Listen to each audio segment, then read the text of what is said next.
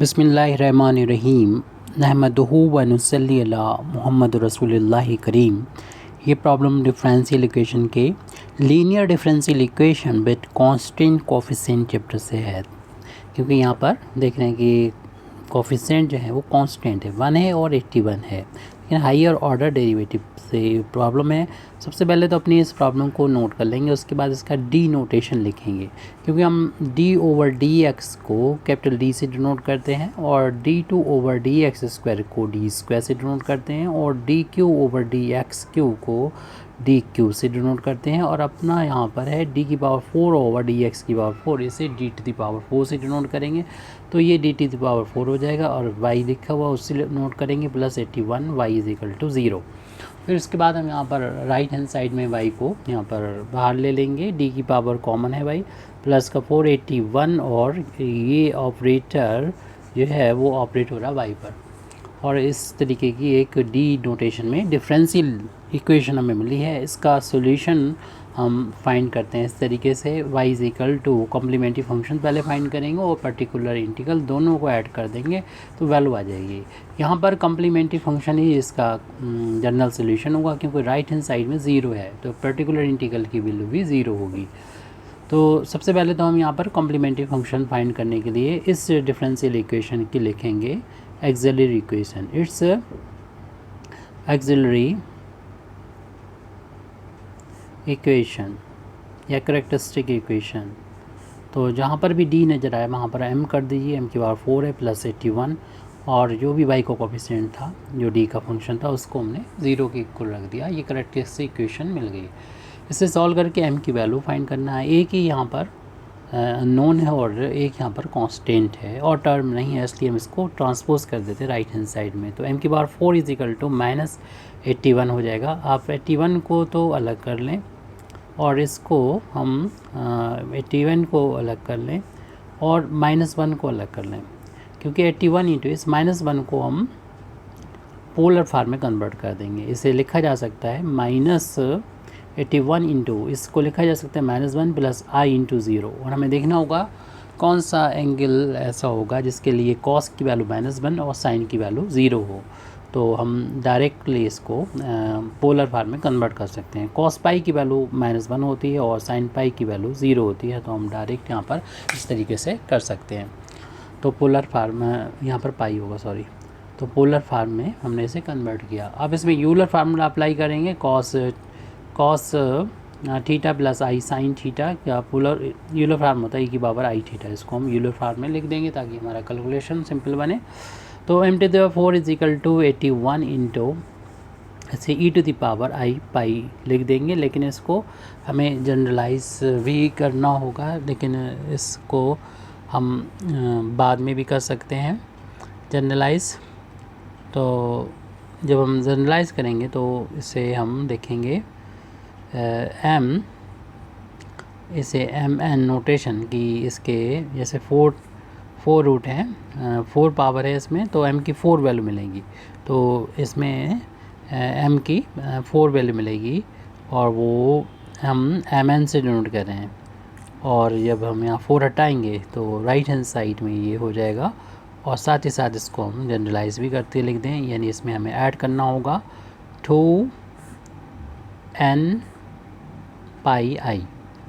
तो आप इसको यहाँ पर भी कर सकते हैं 2n पाई आई।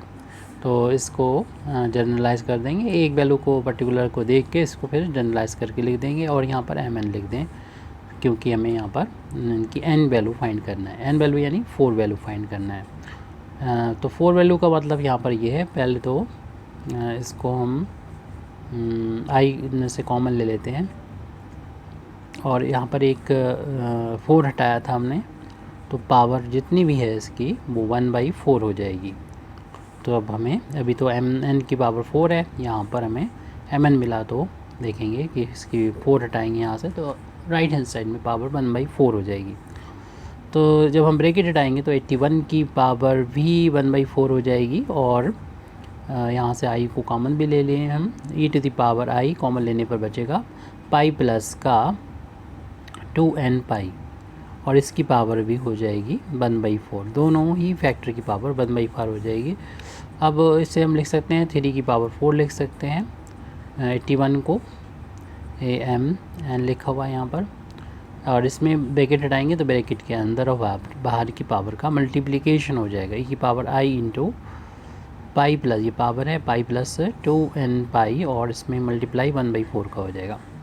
ब्रैकेट हटाएंगे तो ब्रैकेट के अंदर और बाहर की पावर का मल्टीप्लिकेशन हो जाएगा, और यहाँ पर आप 1/4 को इस ब्रैकेट के अंदर ले जाएं तो e to the power i into ये π/4 बनेगा, प्लस यहाँ 4 ले जाएंगे, 2 कैंसिल करेगा 4 को तो n π/2 आ जाएगा। ये 4 से 4 कैंसिल, 1 पावर आ जाएगी, यानी mn equal to 3 into e to the power i, आप चाहें तो उसको पहले भी लिख सकते हैं n π/2 प्लस का π/4।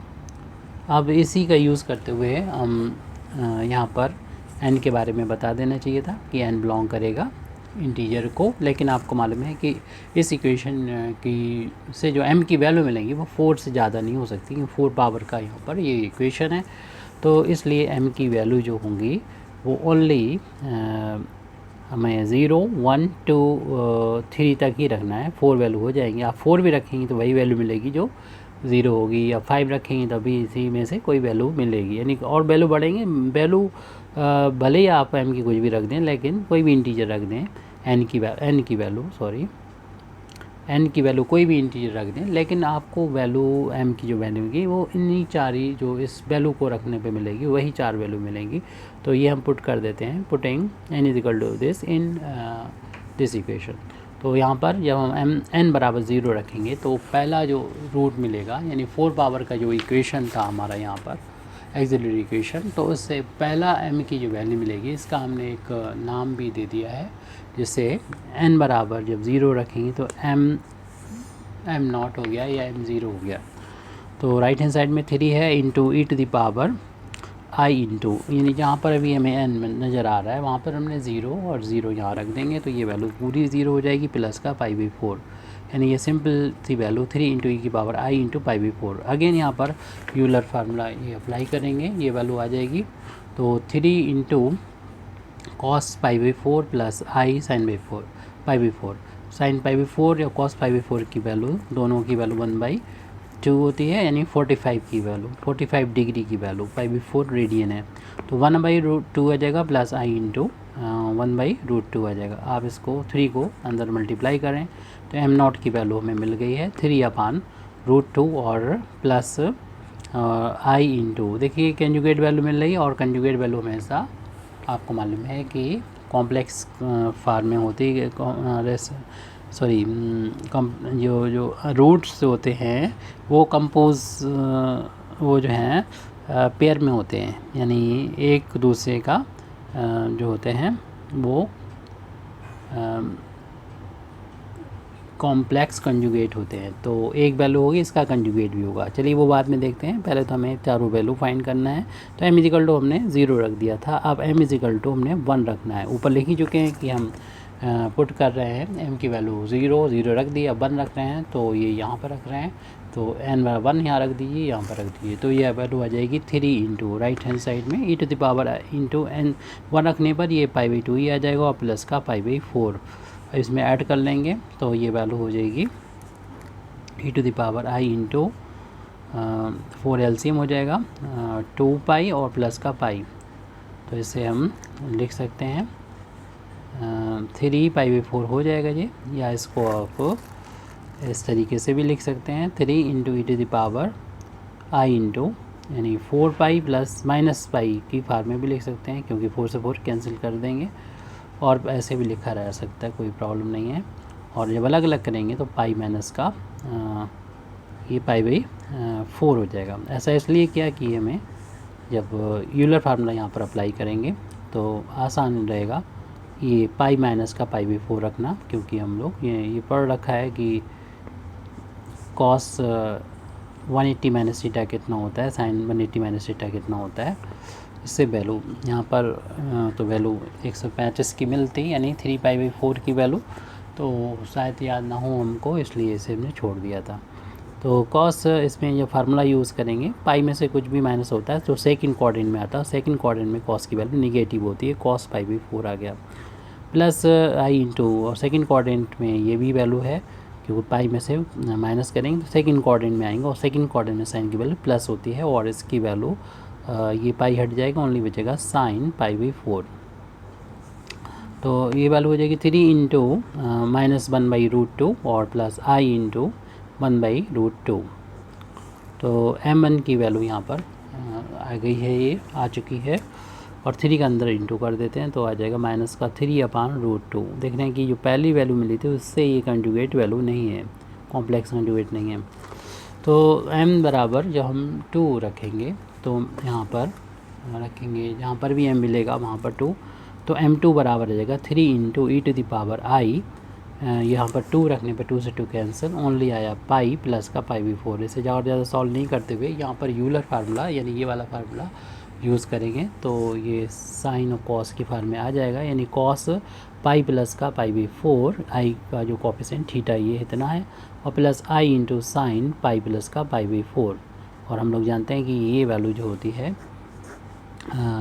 पाई होती है फर्स्ट क्वाड्रेंट, ये सेकंड क्वाड्रेंट, यहाँ पर थर्ड क्वाड्रेंट, और ये फोर्थ क्वाड्रेंट। तो पाई तो यहाँ तक हो गया, उससे ज़्यादा हम जाएंगे तो थर्ड में पहुँच जाएंगे। थर्ड क्वाड्रेंट में साइन और कॉस दोनों ही निगेटिव होते हैं, तो ये माइनस की आ जाएगी वैल्यू, लेकिन ये हट जाएगा, ओनली ये बचेगा, यानी कॉस पाई बाई 4 बचेगा। और ऐसे ही इसकी वैल्यू भी माइनस में आ जाएगी, साइन पाई बाई 4, क्योंकि थर्ड क्वाड्रेंट में सभी माइनस होते हैं, साइन और कॉस। 3 इंटू और कॉस पाई बाई 4 की वैल्यू 45 की वैल्यू 1/√2 होती है, प्लस माइनस की इंटू माइनस हो जाएगा, आई इंटू 1/√2। ये भी ब्रैकेट को ओपन कर देंगे, 3 के अंदर मल्टीप्लाई कर देंगे।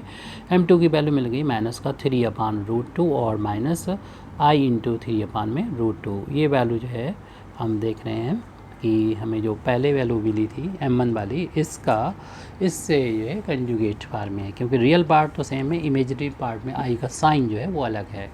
इसका मतलब ये हमें लास्ट वैल्यू जो मिलने वाली है वो m0 यानी m0 से कॉम्प्लेक्स कंजुगेट की फार्म होगी, यानी m बराबर हम n बराबर 3 रखेंगे यहाँ पर, तब मिलेगा m3।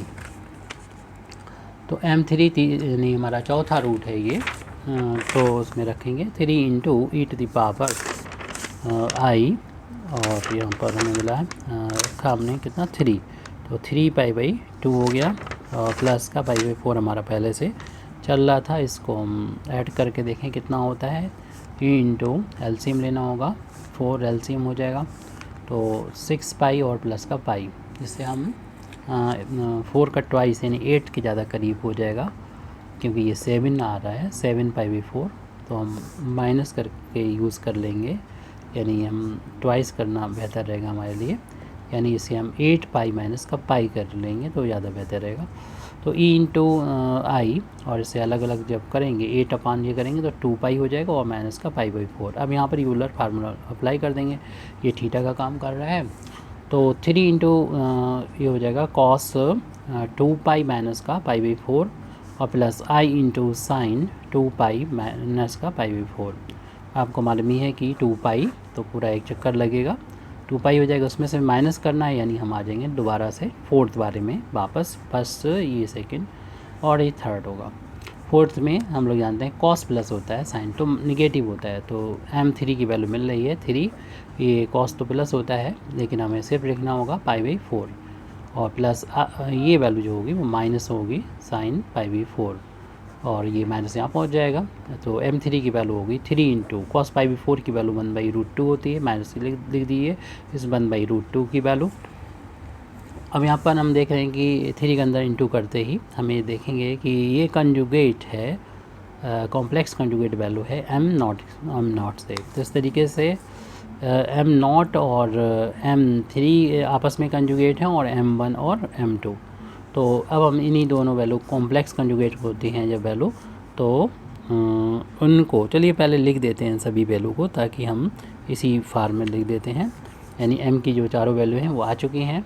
m0 की वैल्यू कितनी थी 3/√2 और प्लस i इंटू रूट 3/2, और इसी साथ में m3 की वैल्यू लिख लेते हैं। ये आपस में एक दूसरे या से कंबाइन, चलिए अब लिख चुके हैं, कंबाइन करके भी लिखा जा सकता था, यानी 3, चलिए अगले स्टेप में लिख देते हैं 3 अपान जो कि ऐसे ही है -i इंटू 3 अपान √2। ये तो m नॉट की वैल्यू, ये m 3 की वैल्यू, m1 की वैल्यू जो होगी वो -3 अपान √2 और प्लस है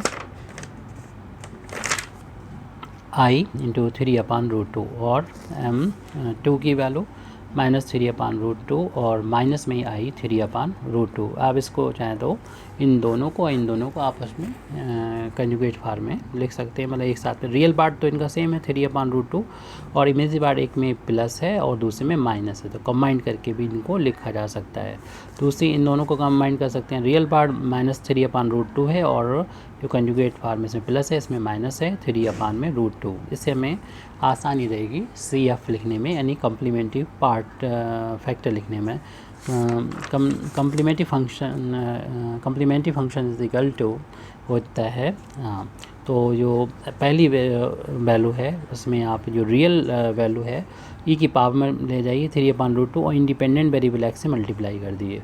फिर आ जाएगा C1 cos, फिर i का जो कोफिशिएंट है उसको लिखेंगे 3/2 और x से मल्टीप्लाई कर देंगे, प्लस का फिर C2 आएगा साइन और यही वाला एंगल लिख देंगे, यानी √3/2 जो भी है। ये तो हमने पहले जो वैल्यू है m की कॉम्प्लेक्स कंजुगेट फॉर्म में दो, उनके करस्पॉन्डिंग CF लिख दिया है। अब हम इनकी वैल्यू को लिखेंगे तो प्लस का साइन लगाएंगे और e टू दी पावर में ये पहला जो रियल पार्ट है वो लिख देंगे, माइनस का 3 अपान √2x और फिर जो इमेजिनरी है वो आ जाएगा यहाँ पर, i यहाँ पर लिखना ज़रूरी था। C2 तक हो गया था, C3 आएगा, C3 कॉस आएगा पहले, तो ये i का कोफिशिएंट 3 अपान √2, इसमें भी x से मल्टीप्लाई कर देंगे और प्लस का C4 होगा, फिर इसके साथ साइन आएगा, यही वाला एंगल लिखा जाएगा 3 अपान √2x। हो सकता है √2 का इन्होंने ऊपर नीचे मल्टीप्लाई कर दिया हो, अगर ऐसा है तो 3 अपान √2 जहाँ पर भी आपको नज़र आ रहा है उन्होंने अगर मल्टीप्लाई आंसर में अगर आपने देखें तो उससे अलग ना लगे, इसलिए हम इसको बता दे रहे हैं। √2 इंटू √2 हो जाएगा और 3 √2, तो हर जगह पे जो है हो सकता है आपके किसी बुक में 3√2 अपान 2 लिखा हो, तो हर जगह ये चेंज कर सकते हैं। वैसे इतना रहने दीजिए, हमारा ये CF तो आ गया। अब CF के बाद आप जैसे और क्वेश्चन के लिए जो है पर्टिकुलर इंटीग्रल फाइंड करते हैं, तरीका ये होता है 1 अपान में जो भी आप y का कोफिशिएंट होता है यहाँ पर लिखते हैं d की पावर 4 प्लस 81। उसके बाद राइट हैंड साइड में जो होता है वो यहाँ लिखते हैं। अपना इस क्वेश्चन में राइट हैंड साइड में 0 है, तो इसलिए ये पूरी वैल्यू, ये ऑपरेटर जब 0 पर ऑपरेट होगा तो ये वैल्यू 0 के बराबर ही आएगी, यानी पर्टिकुलर इंटीग्रल की वैल्यू 0 आ जाएगी। तो लिख सकते हैं general solution, the general solution of a given differential equation is y is equal to complementary function और पर्टिकुलर इंटीग्रल दोनों को ऐड कर दिया जाता है। तो कम्प्लीमेंट्री फंक्शन की वैल्यू भी आ चुकी थी e to the power 3√2x और C1 cos √3/2x प्लस का C2 साइन √3/2x प्लस का e to the power -3 upon √2x C3 cos √3 upon √2x और plus C4 sign √3 upon √2x। इस तरीके से ये पर्टिकुलर इंटीग्रल 0 है, तो ये हमारा जो कॉम्प्लीमेंट्री फंक्शन आया था वही हमारा आंसर हो गया, यानी जनरल सॉल्यूशन हो चुका है। Thank you very much Indeed for listening me व आखिर दावाना अल्हम्दुलिल्लाहि रब्बिल आलमीन।